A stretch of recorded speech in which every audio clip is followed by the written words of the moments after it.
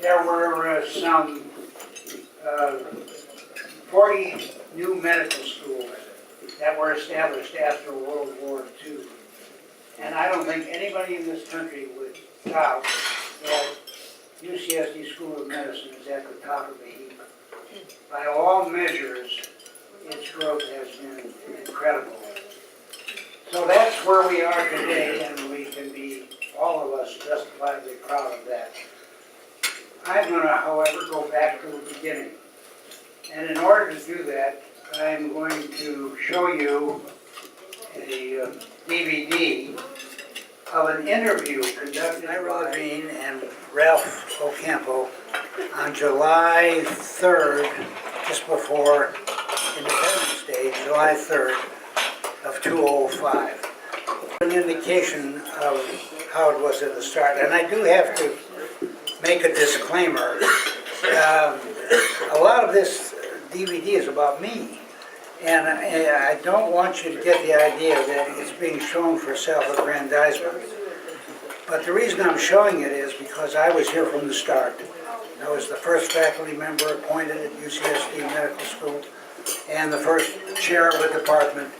And I was intimately involved in the establishment and the growth of the school and of the university as a whole. And so that's the reason why I'm showing it, and it requires that I give you some background because it was absolutely incredible that I ever ended up here. So Ralph, can we roll film, as they say in the trade? Listed.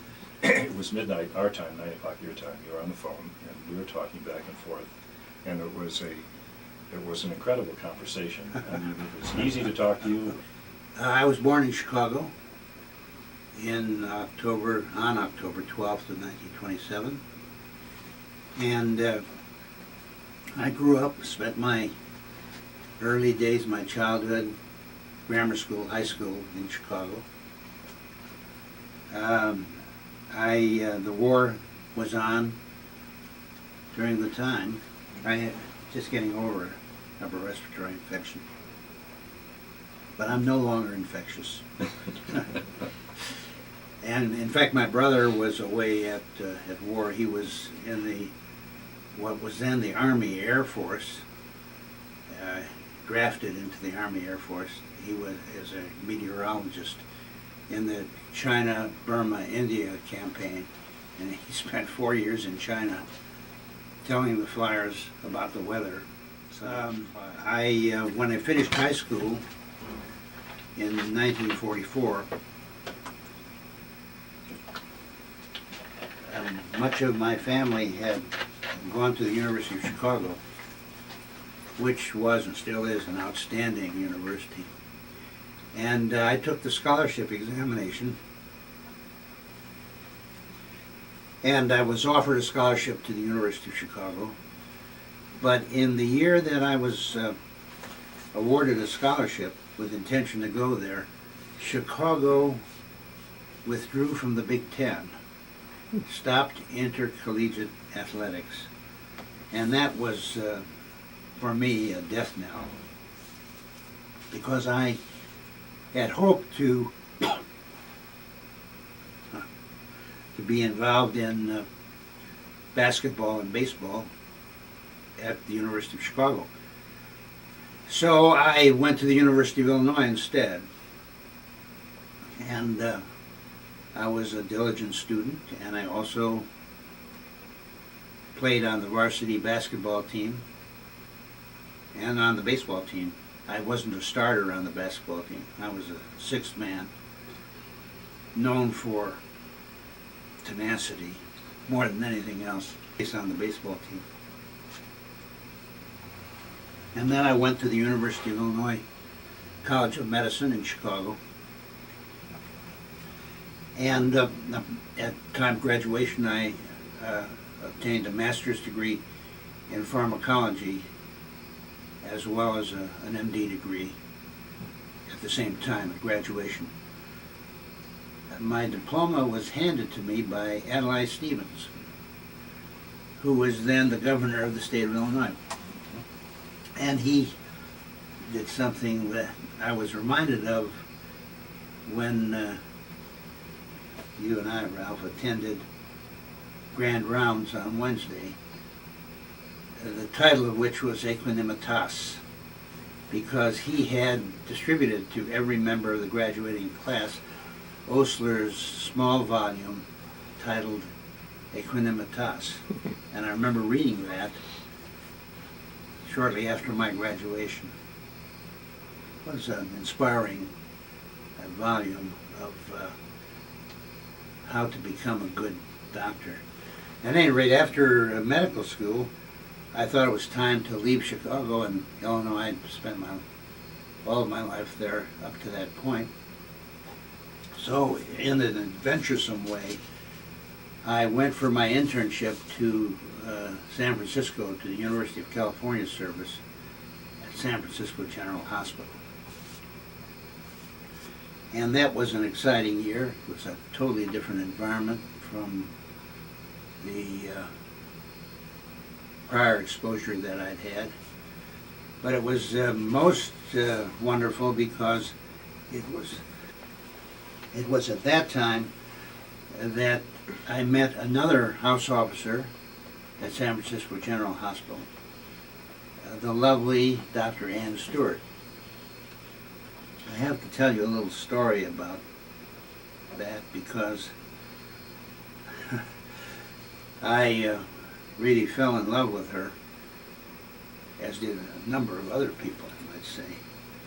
And as we were about to finish our internship, I planned an event as a prelude to asking for her hand in marriage.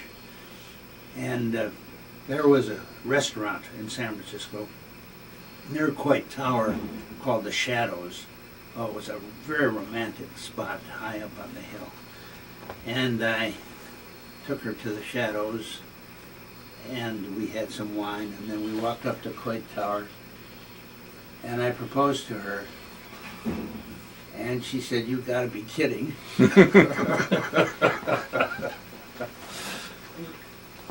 And I was crestfallen.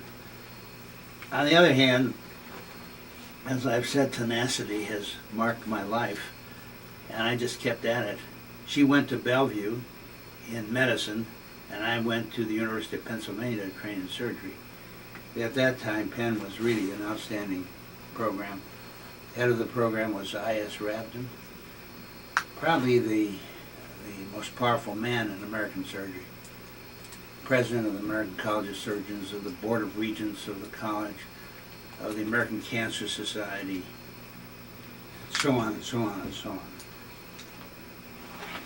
He was a dominant figure, and to Penn because I was so impressed by I.S. Rabden. And I think that was a good decision because it was a very good residency, tough, hardworking, had a profound influence on my life and on the way I conducted my own career as a teacher of surgery. You know, you learn things sometimes by watching someone else do them correctly. You also learn things by watching someone do things badly. They are equally valuable experiences, and I think I had the full spectrum of experiences at Penn and subsequently. When I finished my residency at Penn, Dr. Rabden asked me to stay on as his assistant on the faculty. And I really decided I didn't want to do that.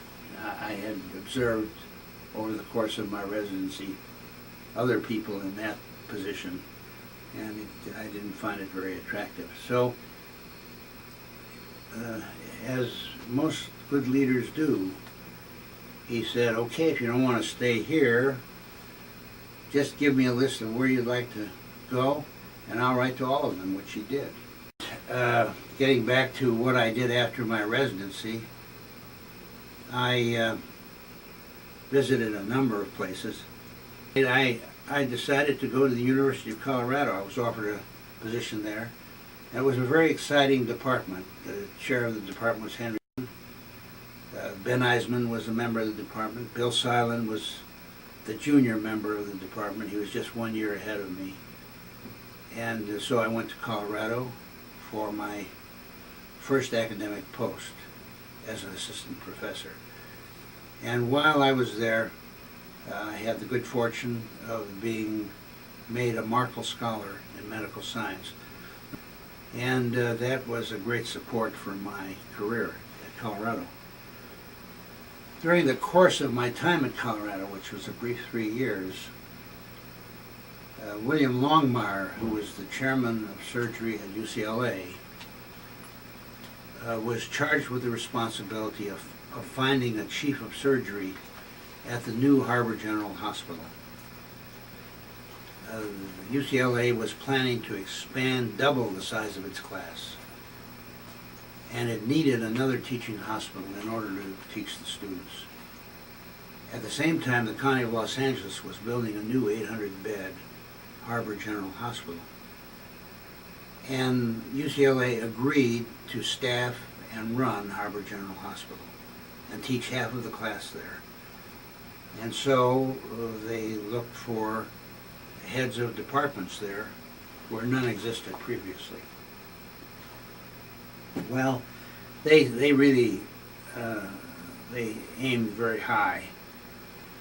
And among the candidates they had out interviewed for the chief of surgery and professor of surgery at Harbor General Hospital were such names as David Savaston, familiar name, and K. Alvin Marandino, who at that time was at Washington and was the president of the American Board of Surgery, and perhaps 7 or 8 others. Among them was Professor Ben Eisman from Colorado. And he was offered the job. The others had turned it down. He was offered the job, and he turned it down. But in the process, he wrote to William Longmire, and he said, "I urge you to look at the hottest young man in American surgery, Marshal Orloff." I was an assistant professor then. So, by golly, they did look at Marshal Orloff, all 32 years of age. And I have theories about why I was selected for the position. Search committees get exhausted after a while, after their aims are not fulfilled and people turn them down. And by golly, they offered and I accepted the position of full professor. I never was an associate professor. I skipped that rank completely. And chief of surgery there. And that was a remarkable experience and had a profound influence on my life and my subsequent coming to San Diego, because I was determined to put that place on the map, and I had a lot of help in doing it. And I recruited what I call a bunch of hotshots. James Thompson was one of the people I recruited. You all know him. He subsequently became president of the American College of Surgeons and president of the American Surgical Association, and on and on and on, and chair of surgery at the University of Texas Medical Branch in Galveston. And Nicholas Halaz, whom you all know because he subsequently joined me here, who was just finishing his residency at Yale, and John Oxney, who ultimately became the dean here and chief of neurosurgery. These were